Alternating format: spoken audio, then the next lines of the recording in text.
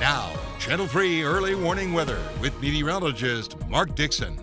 Well, back on Monday, we had temperatures that topped out only in the 60s. Today, we're going to flirt with the 80-degree mark. So our trend to the warmer, to back above average, has certainly been taking place on schedule.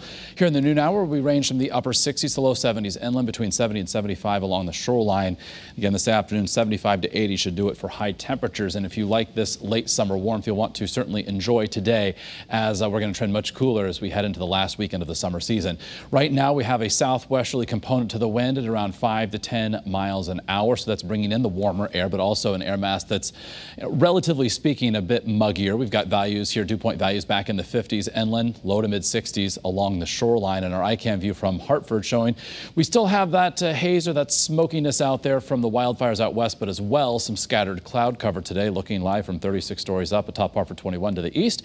Similar scene coming in from New Haven and as well from southeast Connecticut as we check out the scene live from New London. So there you can see the cloud cover around the region. The ribbon of clouds off to our northwest in association with a cold front that's going to bring that fairly dramatic drop in temperature as we close out the week and head into the upcoming weekend. At the same time, we continue to track very closely Sally, at least what is left from this storm, now down to post-tropical status, sustained winds at 30 miles an hour. And there you can see kind of making its way the center of the storm from Georgia into South Carolina. Ideally, some of that moisture, if it would work farther north, it would tie into the cold front that's going to work through tonight and early tomorrow morning.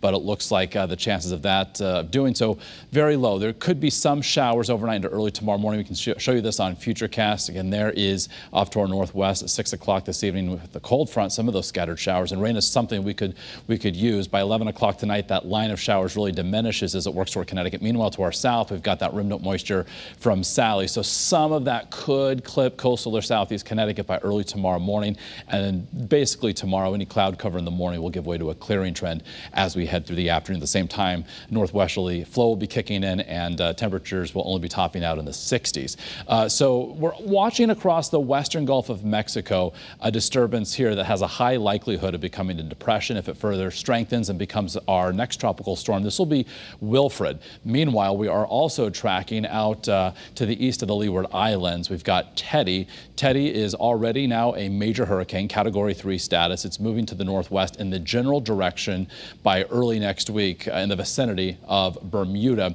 Then beyond that, working up toward say Nova Scotia, the Canadian Maritimes. So we're going to be watching that situation very closely as along Atlantic-facing coastline, even here in southern New England, we could get some rough seas and some large swells from that. So back here in Connecticut, as we close out the week tomorrow, breezy mid-60s, so about 15 degrees cooler than today. Then lots of sunshine for the weekend, but a taste of autumn for sure. Morning low temperatures, the coldest we've seen in say 3.5 months, with morning lows into the mid-30s. So frosty at times, especially by Sunday morning in the usual colder spots, 60 to 65 inland and along the shoreline.